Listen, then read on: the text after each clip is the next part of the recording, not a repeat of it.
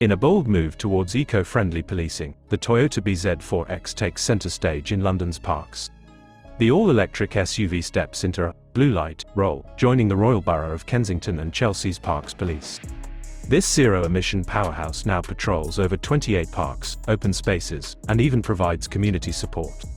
Its eco-friendly nature was key, replacing a diesel-powered car, making it the ideal choice for the park's unique needs. Tailpipe emission-free, its compact design maneuvers through parks comfortably while carrying essential equipment. Accessible via Toyota's Kinto leasing, this fully operational bZ4X serves exclusively from its base in Holland Park. Councillor Emma Wool, lead member for Parks and Leisure, sees this as a step towards a greener future. Emma Wool, we're committed to a greener borough and Toyota's electric vehicles are aligning with our net zero goals. Toyota's Neil Broad expresses confidence in the bZ4X's performance within public service fleets.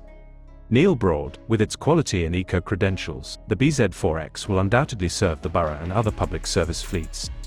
The Toyota bZ4X, setting the tone for sustainable policing, one park at a time.